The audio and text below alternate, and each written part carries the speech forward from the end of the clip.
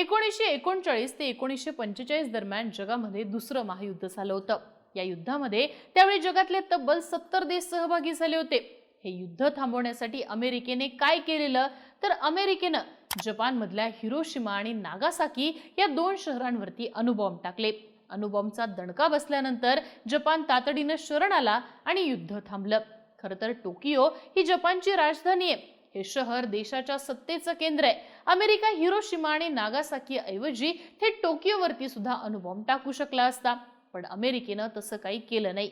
याचं कारण म्हणजे युद्ध थांबवण्यासाठी अमेरिकेला जपानसोबत चर्चेचा मार्ग खुला ठेवायचा होता। अमेरिकेनं जर टोकियोवरती हल्ला करून जपानच्या संपूर्ण राजकीय नेतृत्वाला संपवलं असतं तर दोन देशांमध्ये शांततेसाठी चर्चा होऊच शकली नसती।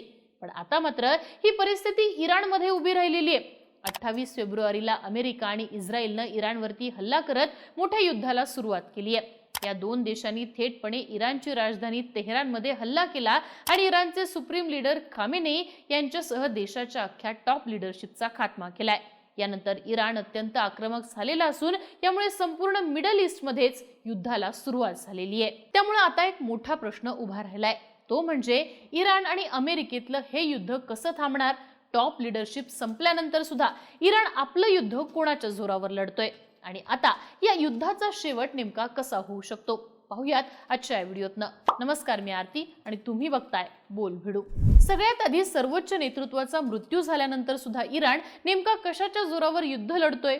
तर युद्ध लढण्याचे आदेश कोणाकडनं दिले जात आहेत ते पाहणं महत्त्वाचं आहे। खरं तर दुसऱ्या महायुद्धानंतर शीतयुद्धाच्या काळात तत्कालीन सोव्हिएत युनियननं एक अत्यंत गुप्त यंत्रणा विकसित केलेली।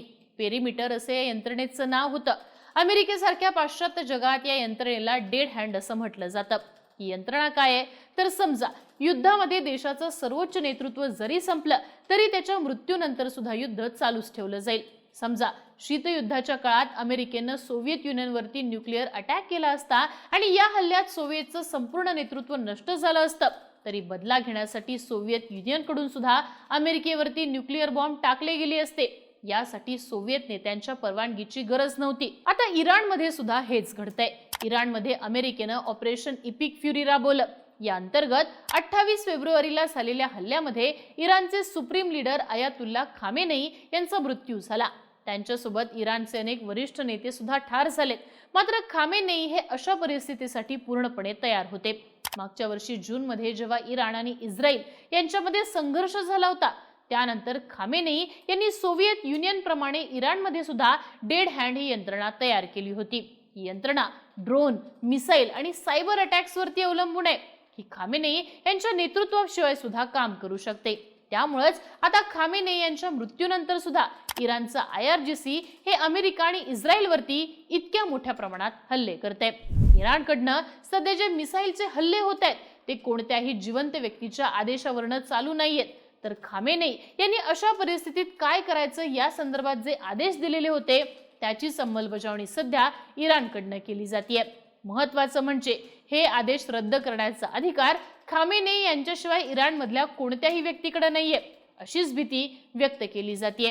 त्यामुळे सध्या तरी इराणकडनं युद्ध हे थांबवलं जाणार नाही असंच दिसतंय।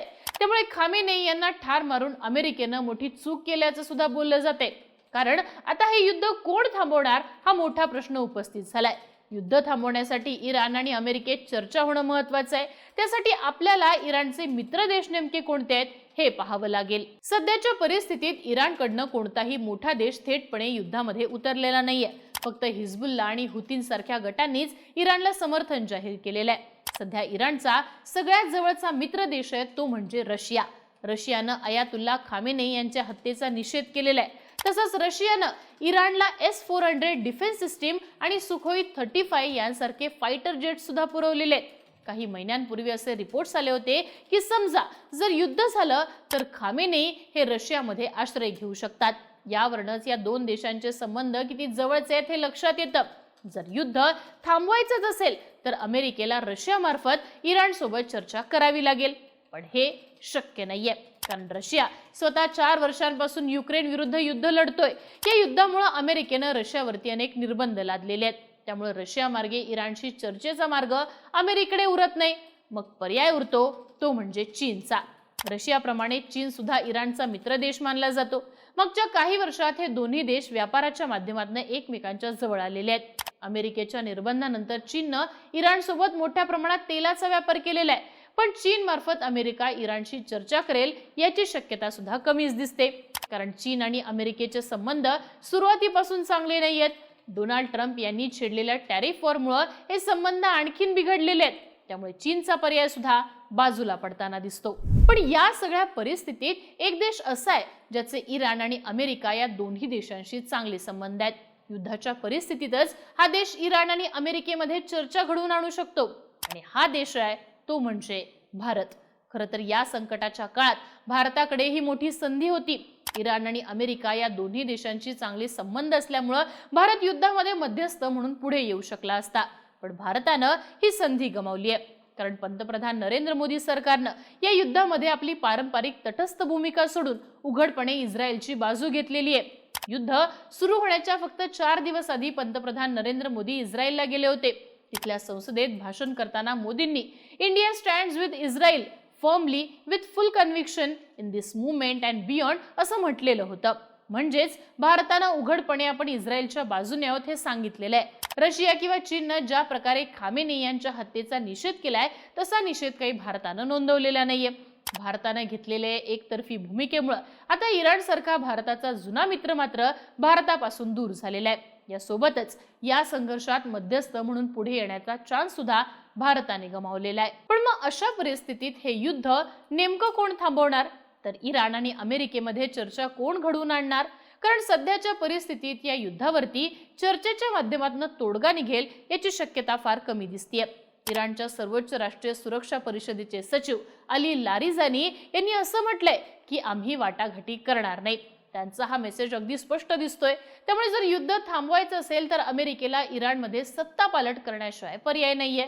पण सत्ता पालट करण्यासाठी अमेरिकेला आपलं सैन्य हे प्रत्यक्षपणे इराणमध्ये उतरवावं लागेल, कारण खामेनी यांच्या मृत्यूनंतर इराणी जनता ही एकत्र आलेली आहे। या जनतेनं अमेरिकेच्या हल्ल्यांचा विरोध करत इराणच्या सरकारला समर्थन जाहीर केलंय। खामेनी यांच्या मृत्यूनंतर इराणची इस्लामिक राजवट ही कमकुवत होईल, त्यानंतर अंतर्गत उठाव होऊन इराणमध्ये सत्ता परिवर्तन होईल असा अंदाज अमेरिकेचा होता, पण हा अंदाज पूर्णपणे फेल गेलेला आहे। त्यामुळे आता प्रत्यक्ष इराणमध्ये सैन्य उतरवून सत्ता पालट करण्याशिवाय अमेरिकेकडे दुसरा पर्याय नाहीये, आणि हे घडेपर्यंत युद्ध थांबणार नाही असं बोललं जातंय। अशा प्रकारे अमेरिका आणि इस्रायलनं खामेनी यांच्यासह इराणच्या सर्वोच्च नेत्यांना ठार मारून मोठी चूक केल्याचं म्हटलं जातंय। जर हे असं घडलं नसतं तर इराण सोबत चर्चेचा एक मार्ग खुला राहिला असता, पण आता इराणमध्ये सत्ता बदल घडून आल्याशिवाय हे युद्ध काही थांबणार नाही असंच दिसतंय। तुम्हाला या सगळ्याबाबत नेमकं काय वाटतं? इराण आणि अमेरिकेतलं हे युद्ध कशा प्रकारे थांबू शकतं याबद्दलची तुमची मतं आणि प्रतिक्रिया कमेंट बॉक्समध्ये लिहून कळवा, आणि बोलबुडीच्या YouTube चॅनलला नक्की सबस्क्राईब करा।